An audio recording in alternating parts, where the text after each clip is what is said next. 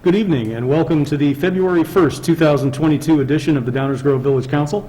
Mayor Barnett could not be with us tonight, so as Mayor Pro Tem, which loosely translates to fill-in guy, I will be chairing the meeting tonight. Would you all please rise and join us in the pledge? I pledge allegiance to the flag of the United States of America and to the republic for which it stands, one nation, under God, indivisible, with liberty and justice for all. Thank you. Rosa, could you please call the roll? Mayor Barnett, Commissioner Jose, Here. Commissioner Wallace, Here.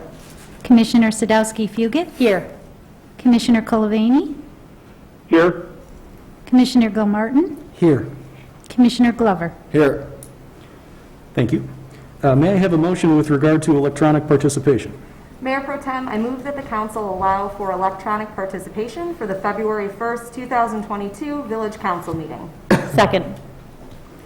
Any discussion? All those in favor say aye. Aye. Any Aye. opposed? Thank you very much. That motion carries unanimously. Welcome, Commissioner Colavini. Thank you. That brings us to the item 4. We have no presentation, so we'll skip 3. Item 4 is minutes of council meetings. We have one set of minutes. May I have a motion? Mayor Pro Tem, I move that the council adopt the Village Council meeting minutes from the January 18th, 2022 meeting as presented. Second. We have a motion and a second. Any comments, questions, corrections? Hearing none. All those in favor? Aye. Any opposed? The minutes pass unanimously. That brings us to item 5, public comments. Before we continue, just a couple of guidelines. We have a 5-minute time limit, so if you come to the podium to give us your thoughts, we ask you to keep it inside that. Please state your name for the record. Try to avoid repeating what others have already said if possible, and please keep your comments to sort of one subject to the extent you can too. If you are interested in commenting on things that are on the agenda, we have other opportunities. This is an opportunity to talk about an item that may not be on tonight's agenda. So with that, if you have any comments, we'd love to hear from you.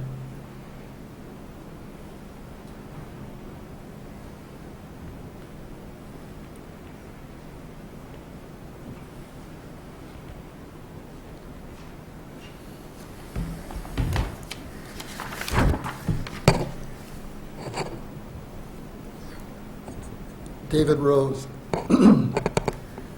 January 17th was Martin Luther King Jr. Day in the U.S. At Council's January 11th meeting, our esteemed mayor gave a proclamation calling for a day of service. I prepared a response to that proclamation in which I noted that such a call was a classic version of the sterilized milquetoast way in which white America, especially the well-to-do part of it, wishes to remember and memorialize the life and work of Martin Luther King Jr. I plan to say that I didn't believe King and his supporters were marching and subjecting themselves to physical attack and risk of death so that more people in the U.S. would be motivated to work in a food pantry or soup kitchen, paint the walls of a senior center, or render some other service to each other.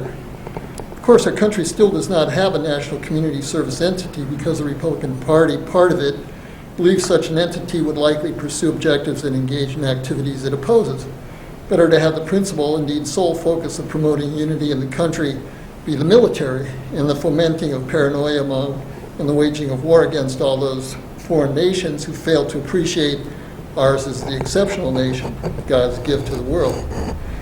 So here we are, over 50 years after his untimely death, assassinated at age 39, and much of what he struggled for remains to be done.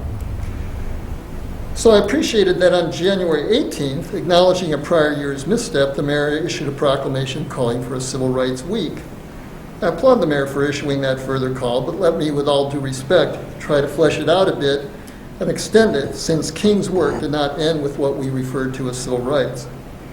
Thus, I hope the mayor's proclamation includes a call for a day of self-examination, both personal and institutional, to assess one's relationship to racism and other forms of exploitation.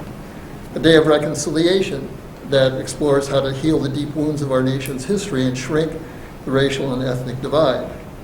A day of empowerment in which people are encouraged to examine the impact past suppression of African American voting has had, and discuss what needs to be changed in voting, if voting in our democracy is to be not something we fight over, but something we practice as a key part of the joint responsibility we call self-governing. A day of peace and restraint in acknowledgement of King's opposition to the Vietnam War and American militarism more generally. For us, an opportunity to assess, among other things, how it is our nation's self-image contrasts so dramatically with its interminably acquisitive and belligerent behavior in the world. A day of justice and opportunity, an acknowledgement of King's recognition that fighting to overcome poverty was a way to unify and uplift poor people of every color. A day, in other words, in which we examine why our democracy has failed to ensure equal educational and economic opportunity, medical care, and safety in one's person, in which we investigate what must happen for our society to stop using poor people, especially poor people of color, as a safety valve whenever the capitalist economy needs a downturn in order to undo its excesses. A day of dignity and equality in which we assess why our capitalist economy has failed to deliver higher standards of living for so many, and not only failed to reduce inequality, but worsened it. Finally, a day of environmental sustainability, an acknowledgement of King's opposition to materialism, in which we examine to the very core the workings of the capitalist system in order to figure out what needs to change in both the public and private sectors if we are to prevent the ravages of our present environmentally unsustainable way of living from devastating not only the poor, regardless of race or ethnicity, but every single one of us. And so I hope the mayor's January 18th proclamation is not just more empty words, but mean he will be putting forward proposals for local efforts on each of these fronts, committing thereby to carrying on King's work till the mission is done. A day of service, that's the least white modern America can do to honor Dr. King. Let's hope the mayor's January 18th proclamation means he wants council to lead Downers Grove to do more, much more. Thank you. Thank you. Any other comments of a general nature? Hearing none. We have no items, under the mayor's report or public hearings. That brings us to item 8, the consent agenda. May I have a motion? Mayor, I move that the council adopt the consent agenda as presented. Second. We have a motion and a second. Is there any public comment on the consent agenda? Hearing none, can I have a roll call, please? Commissioner Wallace? Aye. Commissioner Sadowski-Fugit? Aye. Commissioner Glover? Aye. Commissioner Gilmartin? Aye. Commissioner Cullivaney? Aye. Mayor Pro Tem Jose? Aye. The consent agenda passes unanimously. We have no active agenda tonight, which means we are really flying. We're on to item 10, the first reading agenda. This is our opportunity to take a first look at different items. No action will be taken on these tonight, but there will be conversation amongst the council most likely and the public. And so I will turn it over for the presentation to Village Manager Dave Fieldman. And I, in turn, will immediately turn the entire first reading over to our Community Development Director, Stan Popovich. Thank you, Manager Fieldman. Good evening, Mayor Pro Tem and council members. Evening, Stan. I'm going to not turn it over to anybody. I'm going to complete everything. So I apologize about not passing it on again. But we'll move into the platted subdivision for 7135 Dunham Road. The property here is located just a little bit north of Lamont Road and 75th Street in the south part of the village of Downers Grove. The lot here is a single lot of record as shown outlined in blue. The petitioner, this is their platted subdivision, some engineering showing on here, is proposing to subdivide the property into 6 lots with an outlot, 2 lots off of Dunham Road, which is on the left side of the screen here, and then 4 lots off of Matthias. The petitioner does have to do some public improvements for the subdivision. First off, they're going to dedicate approximately 5 feet of their property to Dunham Road, so it becomes public right-of-way. This will make a consistent 80-foot right-of-way in this location on Dunham Road. They're also going to dedicate approximately 70 feet of land for the Matthias right-of-way here, so that we can construct, they can construct a connection here with the road, so the road will now go through these neighborhoods. They will also be installing sidewalks, and then also connecting water mains and sanitary sewer lines through this neighborhood as well. So those will be all connected and looped now. The stormwater is going to be taken care of in the outlot here for the basin between lots 1, 2, 3, and 4. The west sides of lots 1 and 2 and the east sides of lots 1 and 2 and the front yards 1 and 2 will go into the basin, and then the west sides of lots 3 and 4 will also directly drain into the basin.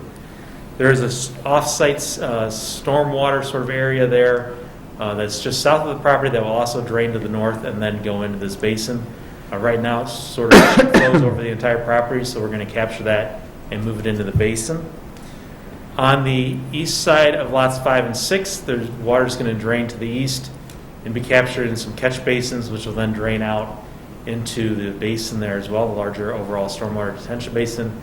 And then along Matthias, the water is going to go towards Matthias and then be captured in some inlets within the road, and then also go into the basin there through the one pipe that ties it all together that way. With regard to the comprehensive plan, it notes that this area is single-family detached. The proposal is consistent with the surrounding neighborhood, provides some quality housing stock, and improves stormwater management, amongst other items.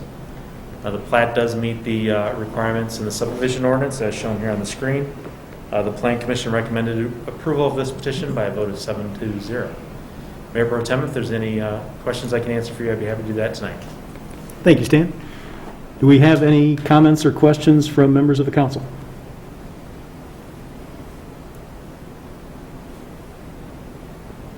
Looks like that one was easy, Stan. Okay. Do you want to ask if there's any public comment? Any public comment? I'm sorry, Rich, any thoughts? No comments or questions at this time. And thank you, Chris. I only wrote down ask Rich and then forgot to do it. Any questions or comments from members of the public? All right, back to you, Stan. We'll move on to the next one, Mayor Pro Tem. So this is the updated outdoor dining program. This is part of the village's 2021-2022 long-range plan, work plan. So this is something that we're excited to present tonight. Staff worked with downtown management to develop an outdoor dining program for the downtown for 2022 and beyond. There are key components of the temporary emergency programs from the past couple of years that are proposed to continue, while some are proposed to change. And then there are some additional enhancements that are proposed as well. The first thing I wanted to go over were some village code amendments that are identified in the staff report. The first is the removal of a sidewalk enclosure requirements. We found over the past couple of years a fence or any other enclosures were not necessarily required. Enclosures are still required around seating areas within parking spaces. Those will be provided by the village through barricades that we had last year so that those do remain safe because there's traffic close by. We do want to maintain a minimum 4-foot pedestrian aisle on the sidewalks, though, to ensure that people that might not be dining can walk around or through the dining areas there as well. In order to take a holistic view of the downtown, we're going to require all downtown dining applications due to staff by March 1st. The program is anticipated to run from March 15th, at least on the sidewalks, and then the streets maybe a little later. That's going to be weather dependent through the middle of November, so it's important that we have all of these applications for downtown in by March 1st so we can take a look at all of them and assess the proposals. The size of the outdoor dining area will be determined by both the village with consultation with downtown management, just so that they're aware of what's going on and any conflicts that they might hear about that we might not be privy to. The size of these areas are going to be based on many factors, including the frontage of the restaurant along the street, the interior size of the restaurant, in terms of seats outside, cannot exceed the number of seats inside this facility, and then the location relative to other businesses and pedestrian activity. So there's a lot of variable factors here going into play to determine sizes and locations of outdoor dining areas. And then there's also going to be a revocation clause added to the ordinance as well that was not previously in there, but has been added to failure to comply with any of the ordinance regulations or a license agreement regulation that they'll have to enter into as well. And as I previously mentioned, the village will continue to provide and place those barricades for outdoor seating for those areas within the public right-of-way and the streets particularly. Moving on to that, with the barricade placement program and the fee program, the village is proposing to reinstitute fees for outdoor dining, including an application fee. In the past, we had a fee just for sidewalk, for public right-of-way, although we never put anything on the street in the parking spaces. So we've separated out into a sidewalk fee and an on-street fee. The on-street fee is a little bit more because of the barricade placement and the timing it takes for village staff, public works staff to go out and place the barricades and then take them out in the fall there as well. So there are a couple of different rates, and it'll be dependent on what the individual business applies for there. And those costs will cover the placement, the removal of barricades, cost of the barricades, and the loss of public parking. Downtown cleanliness, there's already a requirement for cleaning on a daily basis, but there's going to be additional inclusion in the license agreement with as-needed cleaning of sidewalks and parking spaces based on village's requirements and requests to be those areas be cleaned out. And then downtown management has also indicated that they will help support staff in that effort as well. Finally, in the past 2 years, an outdoor liquor license was not required if the establishment had an on-premise liquor license. So if they could provide indoor service, they were allowed to provide outdoor service. This year, moving forward, a Class O outdoor liquor license will be required for outdoor service. So that's the big change there. Mayor Pro Tem and council members, if there's any questions I can answer at this time, I'd be happy to do that for you. Thank you, Stan. Excuse me. Any comments or questions from members of the council? Commissioner Sadowski-Few. Yeah, I just have a kind of a quick question. In terms of enforcement of some of these, so particularly thinking about the cleanliness, because I know that's something that came up a lot last year, as well as the 4 feet of space. What does that look like in terms of compliance? Are we going to be regularly conducting checks? Is it going to be kind of based on if we hear complaints, we'll go out and check out? What does that look like? Well, I have a 4-foot wide stick that I was given last year. So I think staff will take a more active role in going down there and checking out things. As we all know, when we eat, the chairs tend to be moved out. So I think it's a reminder for some of these restaurants that, hey, we really need to make sure when patrons leave that we leave an aisle back and the chairs are pushed underneath the table. I think it comes down to a little bit more active enforcement on staff's perspective and being down there on a more regular basis and observing some things. And then with downtown management also willing to help us, since I know they're not that much closer, but they're closer for us to be able to sort of see some of those things that if we're not making it out there as much.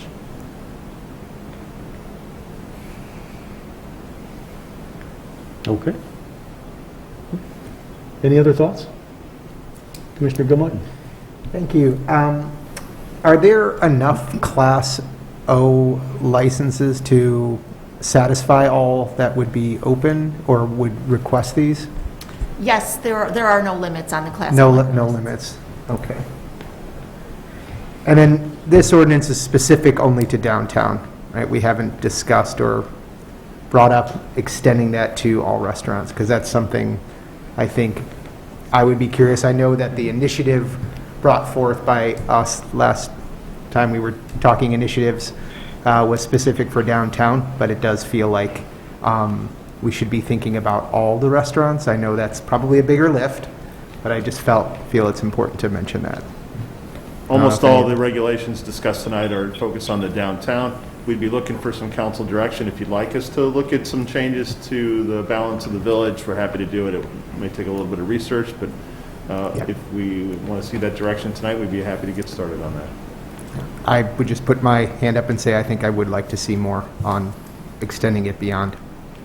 Thank you. Commissioner Glover. Yeah, I agree with Commissioner Gilmartin on extending it to other restaurants. I think this is one of those good things that came from the pandemic.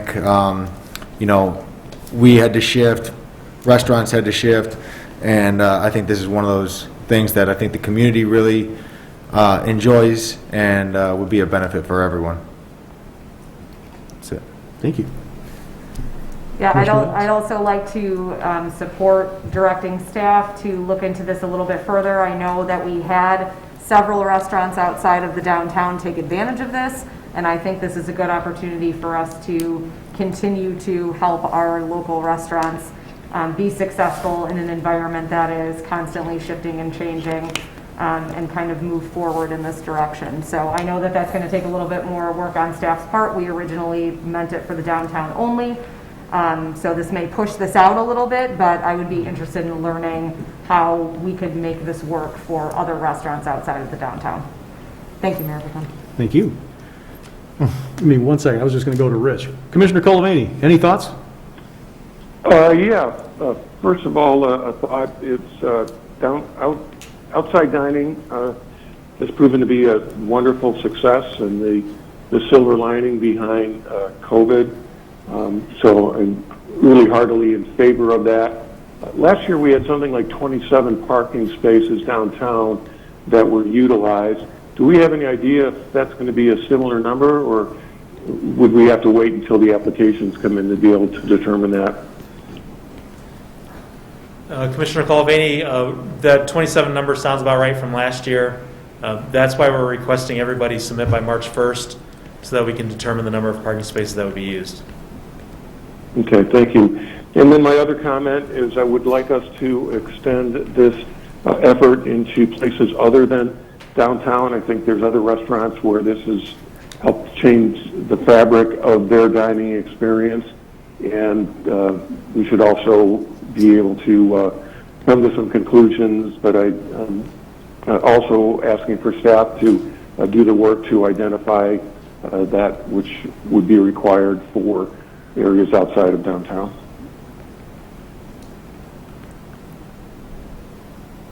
Thank you, Commissioner. Commissioner Sadowski-Fugit. I just wanted to also voice my support for looking outside the downtown as well. I know it's going to be a little bit challenging with regard to parking and all of that, but I would like to see if we could have something that we could do for the outside downtown businesses. Thank you. So I'll start with the downtown outdoor program. I'm really excited by this. I think this is a great thing. Outdoor dining in our downtown has brought an added vibrancy and excitement that I think has been fantastic for downtown and the entire village. I like that we're keeping it safe. I like that the costs are going to be covered, and I think it's great for the businesses and great for the residents. So thank you to staff for bringing this forward so quickly. And I hope every restaurant in downtown that's looking to take advantage of it really does, because I've enjoyed the heck out of it. With regard to the rest of the village, I'm absolutely willing to look at this, but I think we've got to keep a couple of different things in mind. First off, we have parking requirements that tend to make a lot of sense, and we don't want to push the parking burden out onto streets or out onto other adjoining businesses. So I think we need to be mindful of that when making determinations.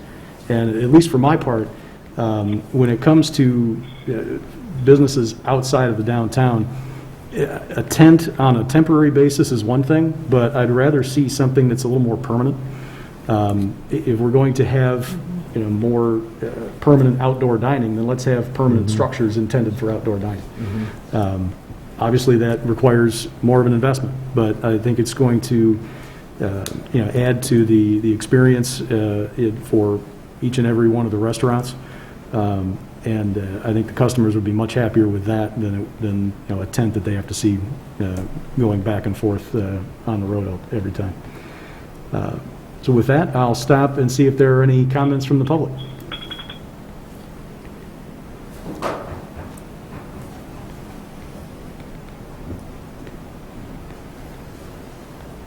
Not so much a comment, but a question. Could you go back to the first slide of the two? Stan, can you elaborate on what the first two items there, what does the removing the sidewalk enclosure requirements mean in practice? And then what is the reference to enclosures still required around seating within, these are parking spaces in the street that are being protected? Is that my understanding? So with the first one, removing the sidewalk enclosure, the previous requirements prior to the pandemic were that there was some sort of a fencing element where the seats had to be within that fenced area. And so that was typically, we've seen stanchions, we've seen some wrought iron looking sort of fences with some concrete posts and stuff. And that, I think, could potentially cause some challenges we had chairs moving out and we had fencing moving out. So our walkways kept getting a little tighter and tighter. Not only would we ask people to put the chairs in, but we'd say you got to move the fences in. So this makes it a little bit easier to provide a 4-foot walking path on the sidewalks there. So that removes those enclosures. The enclosures within the parking spaces are spaces that we've provided to restaurants within parking spaces on the downtown streets. And so in that sense, for safety purposes, we've placed either concrete barricades out there, Jersey barriers, I think is what typically people refer to them as, or plastic ones as well. Just to provide safety, we want to make sure people are in a safe environment downtown. And God forbid somebody were to slip on a something and accidentally go that way. It provides a little bit of safety there. So those are village barricades that the village has provided the past 2 years that will continue to provide on the downtown streets when they ask for on-street parking spaces for the outdoor dining areas. Thank you. Thank you, Stan. Yep. Any other comments from the general public? I'll come back to the council one more time. Any other thoughts? All right, Rich? Based on what we've heard tonight, Mayor Pro Tem, we will proceed with the downtown outdoor dining on an upcoming agenda, and we'll start to get to work on looking at other changes to areas outside the village for outdoor dining. Just want to take a minute. This program has been a huge success, and it's no accident. It takes a lot of work from a lot of people, so if you'll indulge me just to name off a few, I apologize if I miss anybody on our team, but Mike Baker, Stan Popovich, Jason Zawilla, Flora Ramirez, Gabby Baldessari, Enza Petrarca, everybody at Public Works, Andy Sikich, John Tucker, all the crews that place all these barricades and move them around with various events, everybody at Downtown Management, Aaron Venecia, the entire board. So many people came together to make this possible, but really, ultimately, the restaurants who participate in this throughout the area. It's been a huge success. It's been really a privilege to watch everybody work so well together and so quickly under challenging circumstances. So just wanted to recognize our team and a job well done. With that, that concludes our first reading tonight, Mayor. Thank you, Mr. Fieldman. I'm going to go right back to you for the manager's report. No report. Thank you. Well, now we're just playing tennis. The attorney's report, item 12.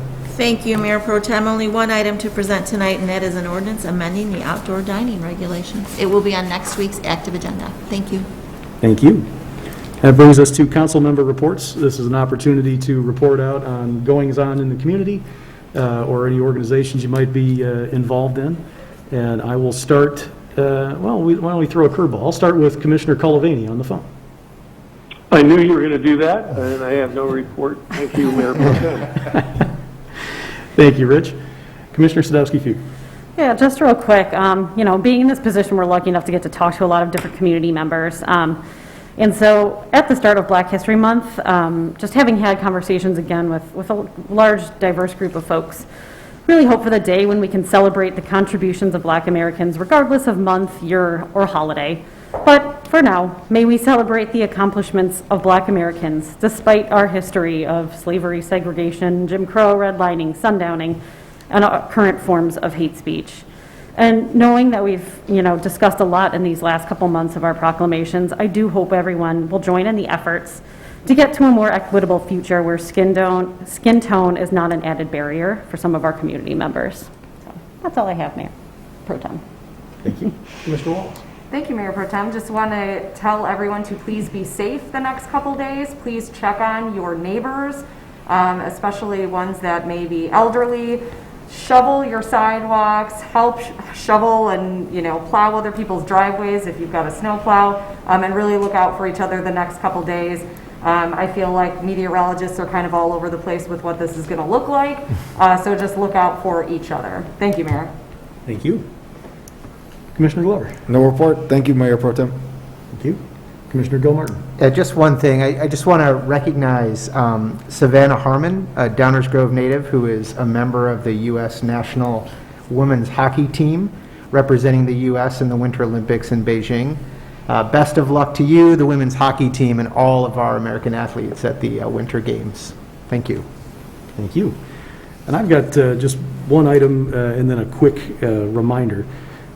So back, I guess it was last Monday, I had the opportunity to join with Manager Fieldman, Michael Casa from the Downers Grove Economic Development Corporation, and friends of ours at Flavor Chem for a tour behind the scenes at Flavor Chem, hosting some Irish real estate developers. They were members of the Institute of Professional Auctioneers and Valuers, which sounds a lot better than just saying a developer. It's a little more distinguished, right? But they were a great group of folks that are spending a couple of weeks here in the United States. They had just come in from Dallas, so they got to wear a couple of 10-gallon hats down there and then come up here and see how we do winter. But the behind the scenes at Flavor Chem and the learning all of the, or at least some of the ins and outs of how they do things was really fantastic. They had great areas for clients to go into and see how they create and test different products. And would you believe that their flavor scientists serve a 7-year apprenticeship? And they've got to pass both a written test and a practical test in order to be certified in their field. And it really was just a fascinating look behind the scenes at a fantastic Downers Grove business that does a fair amount of business with companies in Ireland.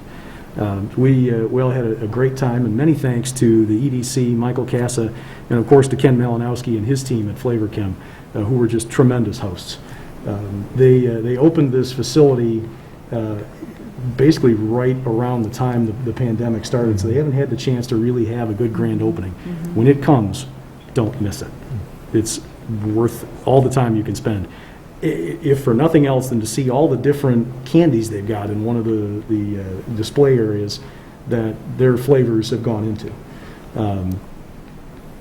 You might not want to take your kids. They might not want to. And then thinking about Commissioner Wallace's thoughts about snow, given the volume that we may get, you might get a little frustrated along the way. Why hasn't my street been plowed yet? I promise you, our public works folks in this kind of storm, if it comes the way that it's predicted to, are working 24 hours a day. Every plow that we have will be on the street. Our snow removal plan is available on the website, but essentially we're going to be on priority 1 streets trying to keep them passable for everybody. So please give the folks at Public Works the benefit of the doubt. All of our plows will be on the street if the snow hits the way it's expected to. So with that, I will ask for a motion to adjourn. Move to adjourn. Second. All those in favor? Aye. Any opposed? We are adjourned. Thank you very much, and have a great night.